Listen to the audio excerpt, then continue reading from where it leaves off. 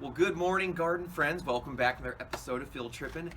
Today, I'm wearing my blue shirt because we're going to be doing some blueberry harvesting, which is awesome. A few weeks back, I did a plant of the week. It was some blueberry shrubs, and I actually said, hey, it's actually a fantastic shrub that you can utilize in a home garden where you might actually be normally using like an evergreen shrub or a boxwood or a privet. A lot of different shrubs out there, people just that are just kind of generic that really aren't going to provide you any food. Might provide you some screening, and that might do the trick for you. But if you don't mind a plant that maybe will provide you a little food, blueberries are the way to go. It's a fantastic little shrub. I've got a few of them out front here. I think they're on their third spring since I planted them. So let's go take a look.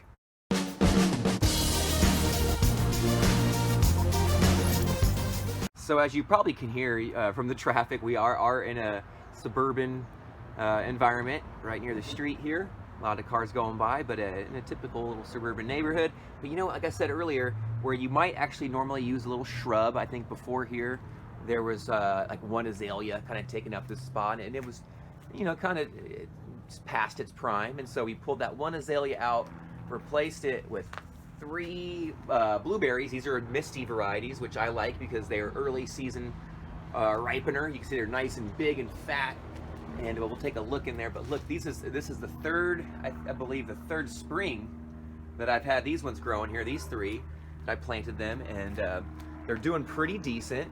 I will show you on one of them. I can tell it's actually probably a little thirsty, and I probably should water it this morning here shortly after filming, because I'll show you.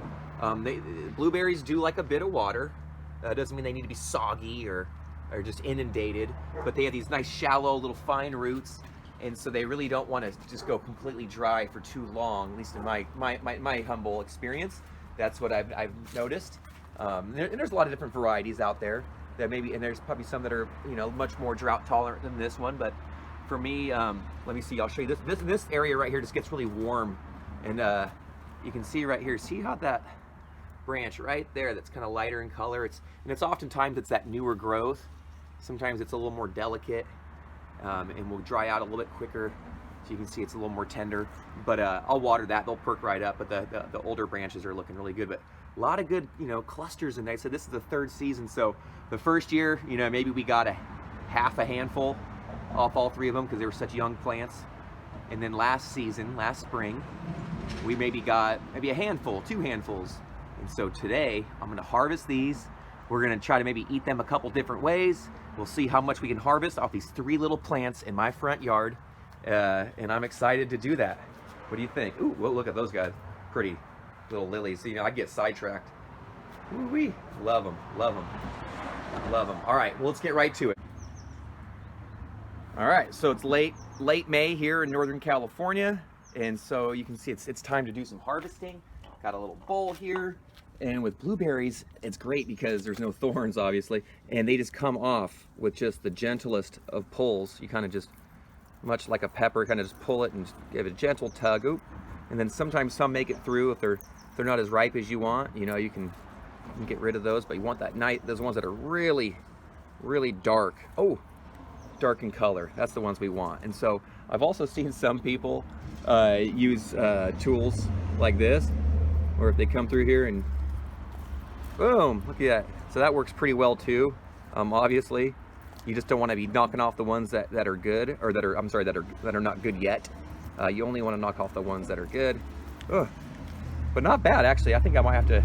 I might have to use my wife's comb here a little more often. That actually works really good. So I'm going to go through here, and we're going to see how much we can fill up. There's just 3 young plants. Like I said, this is their 3rd season.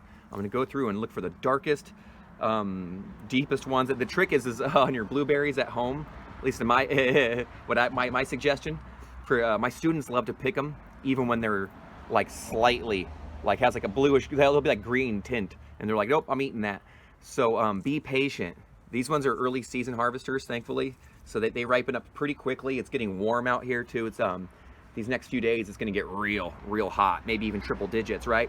So they're gonna be wanting some water, and they're gonna be wanting some harvesting. If I let them sit on here, and these berries are sitting here for days or a week or two, just kind of getting a little too hot, it's not great for them. So I'm gonna keep them watered. I'm gonna harvest the ones that are only ripe what is great because there's a lot on here still that aren't ripe, and so I'll go through, I'll do a wave today, and there's probably gonna be 2 to 3 that I could probably do like flushes of berries. So let's sit back, relax, you can enjoy the show, and at the end we'll get to eat them together.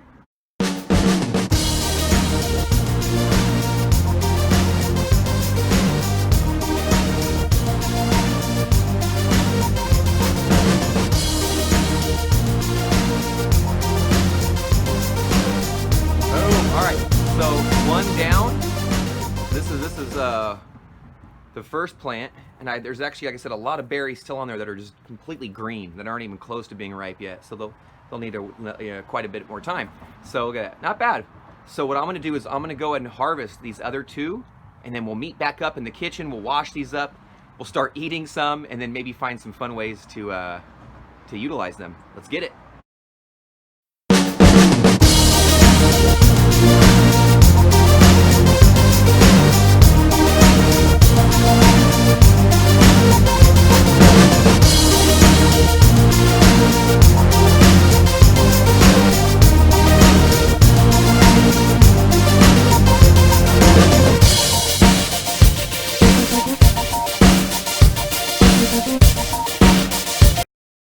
Alright, so there's the final haul right there. So all 3 of them, and I actually left still a bit of ripe berries on some of them, and there's more unripe ones to come. But look at that, not bad. Filled it dang near to the brim. Like I said, I probably could have taken a few more if I really wanted to. Looking back now, I see a few more on there that are still ripe. But no worries, this will be good. You know, sometimes you want to leave a little bit on there, and we'll come back to it later. But look at that, yeah, filled her up. So let's get it washed. Let's get them eating. Well, there you have it. From the shrubs in my front yard, we got some blueberries. I got them washed. Before washing them, I weighed them up. They were just slightly under a pound. They're about 15 ounces of fruit, so it's pretty decent. But rinsed them out really good, so now they're nice and clean. Of course, you got to just try one right away. And these ones, like I said, the Misties are so good. They're nice and plump, and early producer in the season. You know, not too tart, actually really sweet. The skin's really delicious. Oop, we just heard the toast pop up. So what we're gonna do is we're gonna have some butter, some blueberries on some biscuits on and what is it, English muffin. So let's try it out. All right, so there's so many different ways you can enjoy these blueberries. Like I already showed you, just eating them raw is the fastest and just the best way. So it's just so quick. But there's many ways. So I'm gonna put a heaping slab of butter on this nice crispy English muffin. And then I want to put these blueberries on there, and you could just put them on there as is. You could turn them into a jam or a reduction, but you know what? I'm not. That's for the chef. He can teach all that. What I'm gonna do, and I'm referring to Chef Hazelton, but what I'm gonna do is I'm actually just gonna smash them down and look at that, and just put them on. Boom. Plain as a whistle. Blueberries. Little quick quick jam. And not that you need it, but I have some here, and because I love it from our gardens. We have some wonderful local honey. I'm just gonna do a light drizzle just because it does such a good job on these biscuits. And you know what? And now it's time to eat. I'm gonna take a bite. Oh my God. Whoa. Okay. It's as good as it looks. So good. So good. I'm going to eat more of that, but I'll do it off camera.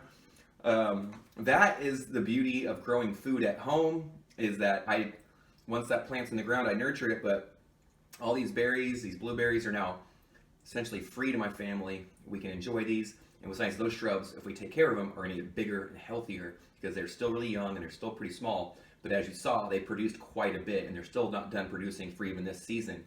But look, that was so good. The honey, the butter, and the fresh, just smashed blueberries. Like I said, you could do a bunch of stuff. You could turn that into syrups and jams and jellies.